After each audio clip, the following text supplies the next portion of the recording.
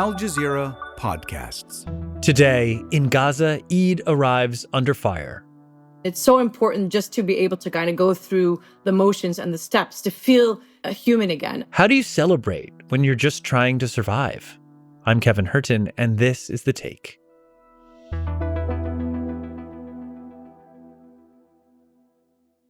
Eid al-Fitr is just around the corner, marking the end of the holy month of Ramadan. But the Israeli bombing in Gaza hasn't stopped since the ceasefire broke on March 18th. Our joyful moments, our gathering, all these feelings became somehow distant. Before the war, our family from abroad used to call us to share their excitement and their joyful moments with us. But now all their calls are full of concern. They always want to know that we're just okay, we're alive. Amaran to 6 orphan children, and this is their first Eid without their fathers. This Eid, instead of waking up to the sounds of Eid prayers, they will wake up to the sounds of bombing. And instead of visiting relatives with their fathers, they will go to the cemetery to visit their fathers' graves. Israel and the U.S. said no truce for Eid, although Egypt says Hamas agreed. And with Israel blocking all food and aid into Gaza, people are focused on avoiding starvation, mourning the loss of their loved ones, and finding a way to mark the holiday even without festivities. This year, it's not about feasting.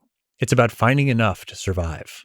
The food system is being actively destroyed and targeted, and we saw this play out before our eyes, that even the ingredients that we were using to make these traditional dishes were at such a fast pace being completely erased. My guest today is an author and journalist from Gaza who's lost dozens of family members in the ongoing war. I'm Laila el-Haddad. I live in Clarksville, Maryland. I'm from Gaza, Palestine, and I'm a journalist, a writer, and the co-author of The Gaza Kitchen. And you are hosting some children from Gaza.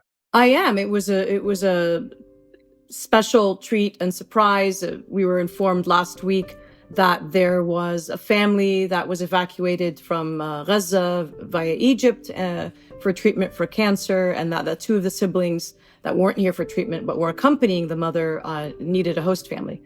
So, and ideally they hoped it would be someone from Gaza. So it was a really wonderful opportunity for us as well. So they've been staying with us, and it's been a lot of fun. We're both learning from each other. The 14-year-old is sort of a budding chef. And so now that he's gotten a little more comfortable, he keeps wanting to show me different spins and takes he has on traditional dishes or Whoa. Not so traditional dishes. For suhoor. Yeah. For suhoor. So this morning, he really wanted to show me how he makes Gaza-style Indomie noodles or instant, / ramen noodles. So I was like, okay, knock yourself out. Let's see what you got. Okay. Well, Laila, welcome back to The Take. So Ramadan is almost over, which means Eid is just a few days away. And Eid is a joyous time, right? It's about coming together, especially over food. And we are talking about Gaza, but I do want to start with your table, if we could. What are you planning for Eid? Is there one dish that symbolizes this holiday for you? And maybe you could tell us how it's prepared. The most famous dish, I would say, or most iconic dish of Gaza, particularly Gaza City, I don't want to generalize, as I've learned that this isn't as popular in other parts of the strip, would be sumagiya, sumaqiya in classical Arabic. And it's essentially a stew that's made of some kind of meat, lamb or beef, mixed together with a roasted sesame, tahina, along with chickpeas and chopped chard and a sumac water. So you kind of infuse some whole sumac berries that are very important in Palestinian cuisine.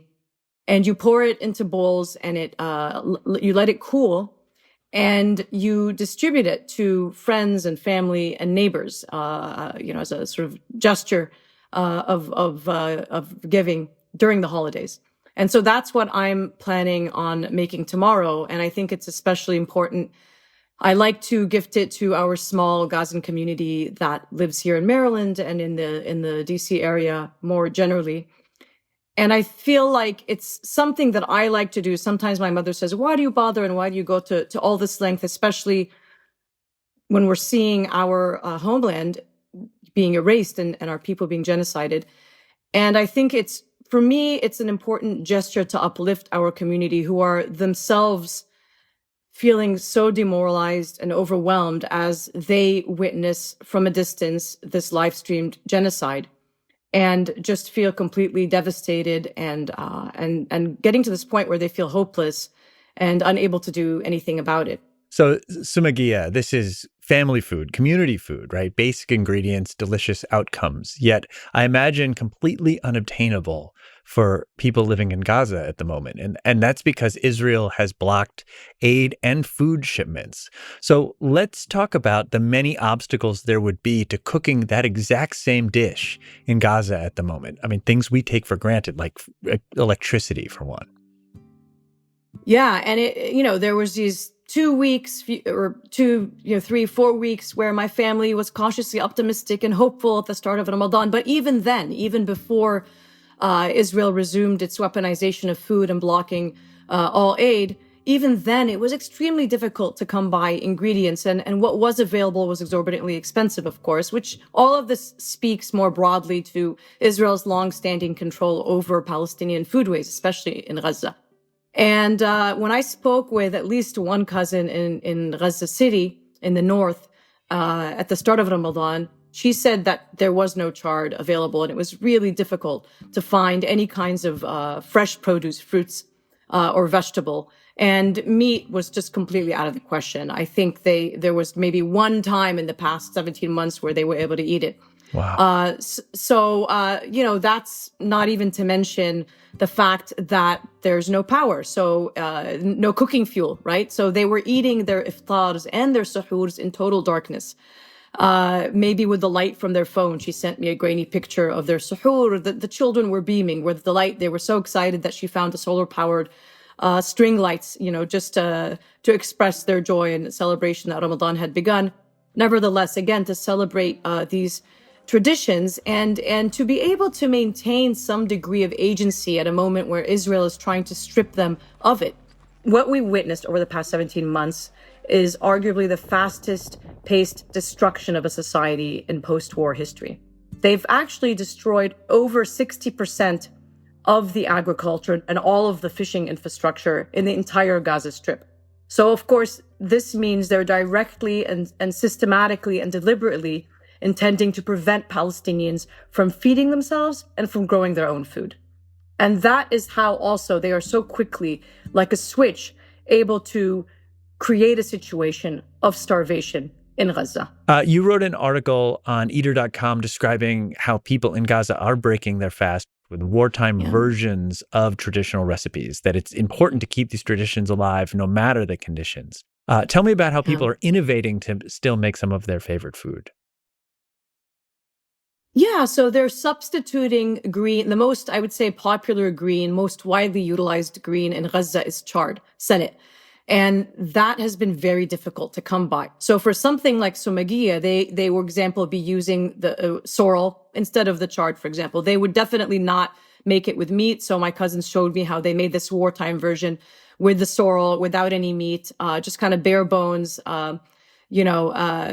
Sesame, they were able to find a little bit of not all spices, no garlic was available, and no chilies were available either, which is another very central ingredient to Gazan cuisine.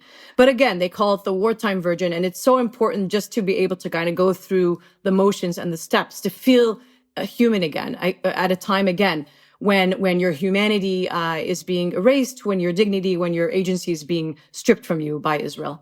Yeah. I mean, some of these go back to the Nakba. Yes, that's exactly right. A lot of these traditions, the tradition of foraging, and especially for greens like purslane, betla, for example, was something that was happening, that we saw happening a lot during the Nakba in 1948. And I think a lot of Palestinians never thought that they would live to see such a moment again, and themselves live through a moment like that. And they had to learn that knowledge from the elders. I had friends who told me, we didn't know how to use hummed. We knew it was something used to make traditional dishes by our grandparents. And we were having to rely on them as transmitters of this knowledge to survive in some of the most difficult, horrific months of the starvation in northern Gaza last February and March. And now we're seeing it happen again. Before we move on, I'd like to focus a bit more on why people are forced to make these variations to these dishes. And that's the cutting off of aid shipments. I feel like people just state this, that Israel has halted aid shipments and just move on without explaining exactly what it means. This means people are going hungry. Children are going hungry, starving. Can you try to put into words what it feels like to have a child in your life who isn't getting enough to eat? Yes, I mean, again, I spoke at length with another cousin from my mother's side of the family. She was living in the Garara area in southeast Gaza by the border. So it's what's called sort of a hot zone, right? That entire area was one of the first to be completely destroyed by Israel and was forced to flee to the Mawasi area by the beach. She then, during the ceasefire, wanted to go back, and she created a shelter out of tarps for her 5 children because the tent couldn't withstand the elements on the ruins of her home. And I was speaking with her about, explain to me what a day for you in Ramadan was like. And she broke down in tears and said, I'm only relieved that there's one meal to provide my children during this month, because that's literally all I can afford and all I can find. And she said, I can't even light a fire to cook something hot because I'm afraid that the smoke and the light from the fire will attract the Israeli quadcopters. And she said, that's exactly what happened to my neighbor, and she was killed. And so she said, everything happens in darkness. We huddle together. And she said, I'm afraid to leave my children. Her husband is getting treatment for cancer outside of Gaza. And they're terrified that I won't come back and they'll be orphaned. And I'm afraid that they'll die. I'll leave and come back and find that they've been killed.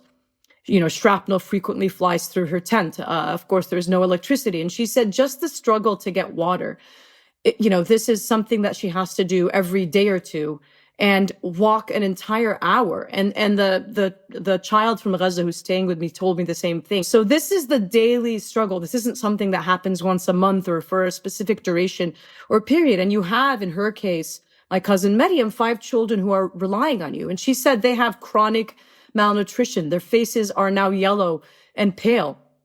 One of them has, a hypertension disorder that he needs medicine for. She can't find. The other one, his eardrum burst from the constant sound of Israeli jets breaking the sound barrier and the bombardment.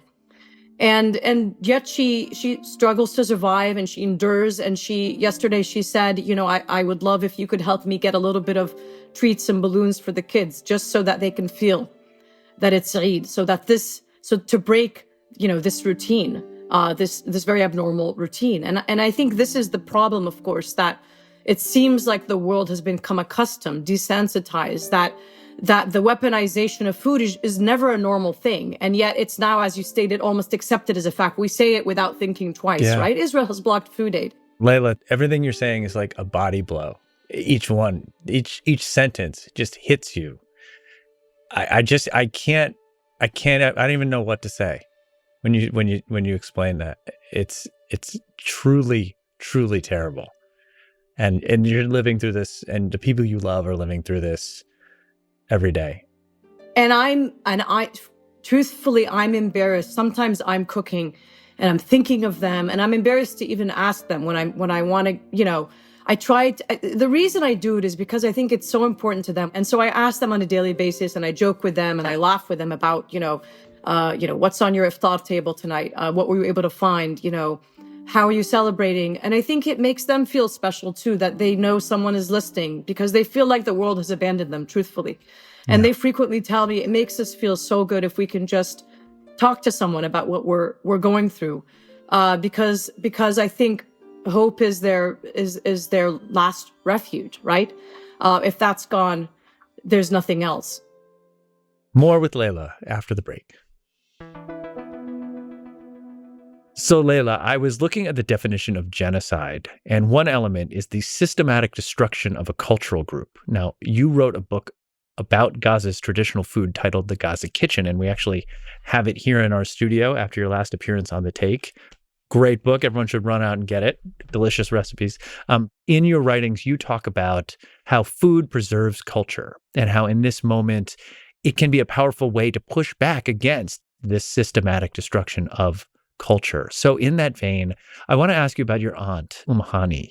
Now, she taught you many of these traditional recipes, the keeper of the recipes. Tell us about her, please. Yes, Mhani, Allah yarhamha, was killed in an Israeli airstrike along with her 3 adult children, my cousins and my cousin's wife, in November of 2023 in the Sheikh Rodwan neighborhood of Gaza City. And it was just a complete shock. But at the same time, I think it was, as Palestinians from Gaza and those of us, abroad, we're almost expecting, it almost, there's this sort of inevitability about it. You're kind of waiting, when will it be my turn? Who's next, on this kill list? That's kind of what it felt like. And our different community groups became just running rosters and condolence halls in a way, where every day we would see who was killed and who do we need to speak and grieve with and offer sympathies to. And I just remember thinking, I have an interview that I did with her when I was doing the research for the book, and I immediately went back, and I hadn't listened to it in years, and I poured through it like the full 2 hours, detail by detail. Details that I had overlooked before suddenly became so important. And it was healing in a way, and I was so thankful that I had this, and I was able to write something about her, to honor her, which I ultimately did. But it ended in a way that I had forgotten. We were fasting just like we are now when I did that interview. It was August. It was a very hot Ramadan in Gaza. And I was exhausted. It was a very long day. There was a heat wave. And she was showing me a variety of small traditional dishes that she had learned from my grandmother that I had never met, my paternal grandmother. Yeah. And so she herself was a transmitter of this knowledge. And it ends by her saying, but wait, let me show you the most important dish. I want to show you how your grandmother made sumagia. And I said, no, Khalto, we don't have time for that. Right now, it's almost time for sunset prayer. We all need to break our fast. And she said, please. She used to love eating it on the beach in the summers, in the hot Gaza summers. And so I said, another day. And of course, another day never came. And I always wish I could go back to that moment and, speak with her and say, you know what? We have all the time in the world now, but we won't later. So share that dish with me. And it's just one of those things I think you don't expect. I never expected things to play out this way. I never expected that the book would become a record of Gaza, that Gaza would be facing genocide, and it would become more important than I ever thought it would be in that sense.